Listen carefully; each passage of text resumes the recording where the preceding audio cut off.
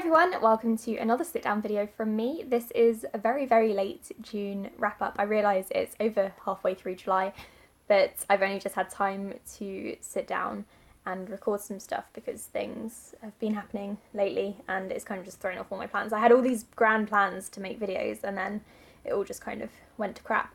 But here I am, this is my June wrap up, and hopefully you won't mind that it's so late. As always, I'll start off with statistics and then I'll move on to the actual books that I read and give you some of my views on them. So in June, I read 2,105 pages and I listened to 1,040 minutes on audio, which isn't too bad. I had a very good reading month, which is probably due to the fact that I only read 6 books, so I didn't have much time to read any crap ones. I rated 0 books 1 star, 2 books 2 stars, 0 books 3 stars, 2 books 4 stars, and 2 books 5 stars, meaning my average rating for the month is 3.8, which is my most enjoyable reading month yet. I read 4 backlist titles, 1 new release and 1 advanced reader's copy. The formats I read them in were 4 paperbacks, 1 audiobook and 1 ebook. I read 5 female authors and 1 male author. I read 2 books from a series and 4 standalones. I read 2 adult books and 4 YA books. And as for the genres that I read, 3 were contemporary, 1 was fantasy, 1 was sci-fi and 1 was dystopia. And now onto the actual books and my thoughts and feelings on them. I think this time I'm going to start with my lowest rated and then move on to my highest. My least favourite book I read this month was Uprooted by Naomi Novik. This is an adult fantasy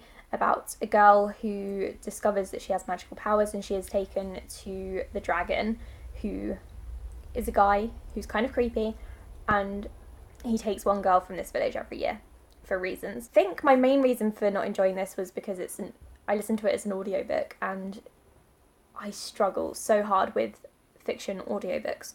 I'm fine with non-fiction, absolutely love them and can pay attention, but in the car when I'm driving, I really struggle with fiction. And also the story is really slow and whimsical, and I feel like I would have enjoyed it a lot more as a physical book, but unfortunately I don't really feel like rereading it. I might read her second book, which is coming out this year, I believe. It's called Spinning Silver. Then there's The Darkest Minds by Alexandra Bracken. This is the first book in what was a trilogy but is now a series. The movie is coming out this summer. I didn't enjoy this at all. I buddy read it with my friend Lacey, and neither of us liked it. I gave this 2 stars. I just found it to be incredibly boring.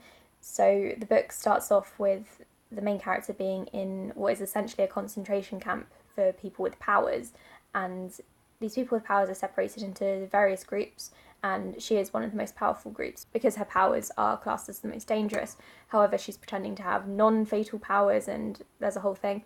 But then she escapes the concentration camp and goes on what is basically a 500-page long road trip, and that's where it kind of lost me. There was action like kind of spattered about in there, but there wasn't enough for me, and the world building was really shabby. I would have loved to have had more world building from this, but unfortunately there wasn't much, and it was mainly focused on the road trip where nothing really happened, and on the romance where it was really quite boring. It was riding on the hype of The Hunger Games and Divergent. That's the only reason I can see people liking it, is because it's very similar to those two but kind of a milder version. I would compare it more to Divergent than The Hunger Games, because The Hunger Games is, you know, in a different league. I will be watching the movie because I'm interested to see how it plays out on screen, and I want to know if they add more action, but I won't be continuing with the series. The next 2 books I gave 4 stars. So they're books that I really enjoyed. The first one is Will Fly Away by Bryan Bliss, which is a YA contemporary that came out this year. It's about a teenage boy who is on death row. At the beginning of the book, we're not sure why he's on death row, but the book is told between a series of flashbacks and letters. The flashbacks tell the story of him leading up to what happened to get him onto death row, and then the letters are him writing to his friend who's back at home. I thought it was a really good story, and Bryan Bliss wrote it really well. I'm not really sure what the author's background was, but I could really relate to the kind of lower working class aspect of it and the domestic abuse stuff that some of the characters went through, and I feel like he did a really good job there. This one made me cry a little bit. It was very emotional, very hard-hitting, and I would definitely recommend it. My second 4-star book was Save the Date by Matson, which is her contemporary novel that came out this year. This one is about a girl whose sister is getting married at the family home, and her parents are about to sell the family home, so this is the last chance for everyone to be back at this home together, all the siblings and stuff. The main character is really looking forward to it. It's told over 3 days, so it's a very fast-paced book. I really, really enjoyed it. It's not my favourite Morgan Matson book. I feel like it's a little bit too chaotic for me because everything was going wrong with this wedding and I found it quite stressful. And also the main character didn't love the dog, which is a shame. There's a dog in this book and the main character wasn't a huge fan, so I was kind of like, well, am I meant to be a fan of the main character then? But I did really like the book. It's really well written. As always, Morgan Matson is a very talented writer, I think. As I've said before, she's not the most diverse writer at all. I can't think of any kind of diversity that she includes in her books, which is a shame, but I still do really enjoy her work. And finally, the next two books are ones that I rated 5 stars, so they're two of my favourite books of the year. The first one I want to talk about is The Long Way to a Small Angry Planet by Becky Chambers, which is the first book in the Wayfarers series. The third book in this companion series comes out this month, and that's the reason why I wanted to pick this up. In case you don't know what it's about, if you've been living under a rock, the book is about a tunnelling crew. It's set in space, and this crew is travelling from one side of space to another to then create a tunnel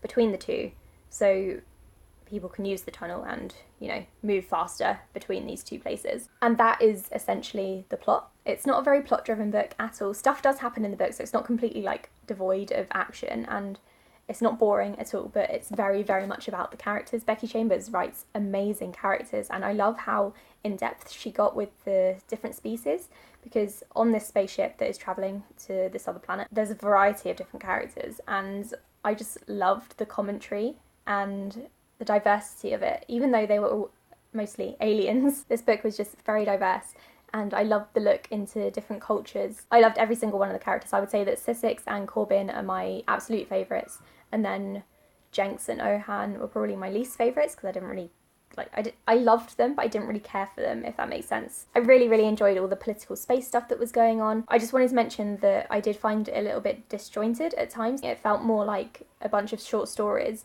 that had been later connected, but I don't think that really took away from the book at all, and I still loved it. I'm very hesitant to read her next book because I've heard it's got a bit of a different vibe, and it follows a character that we meet in this one and who I'm not too bothered about. Please tell me if you loved it as much as this one, because I need some encouragement, really. And finally, my favourite book of the month was Little Fires Everywhere by Celeste Ng. This book has been getting so much hype and is so deserved because it's fantastic. I talk about it more in a reading vlog, so if you want more in-depth and like scattered thoughts, I guess go and watch that vlog.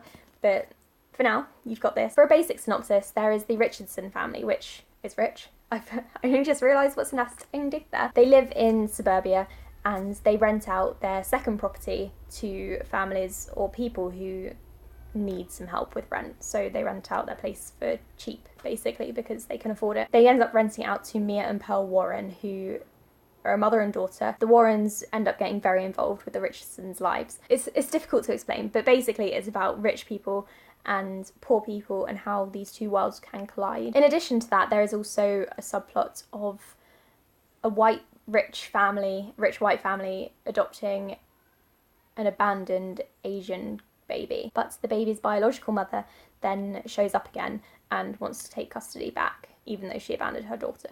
So there's a whole discussion there on whether these people should be allowed to raise the baby, if the mother could have it back or should have it back after what she did, because she's clearly in a better place now. And it's all just very complicated, and Celeste Ng managed to write an incredible story here. I'm very interested in reading her other book, which I think is called Everything I Never Told You. I just loved the whole slow burn thing and the kind of writing, which felt low-key. I don't really know how to describe it. It was just very like, I don't know, but read this book basically because it was incredible and it was relatable, and I really enjoyed the whole discussion of the class divide, and I cannot recommend it enough. And also look at this UK cover. I'm so proud of my country right now because of this. So those are all the books that I read in June. There weren't very many, which made it a bit easier to talk about. Thanks so much for watching, everyone, and I'll try to get some more videos up soon in an attempt to be consistent.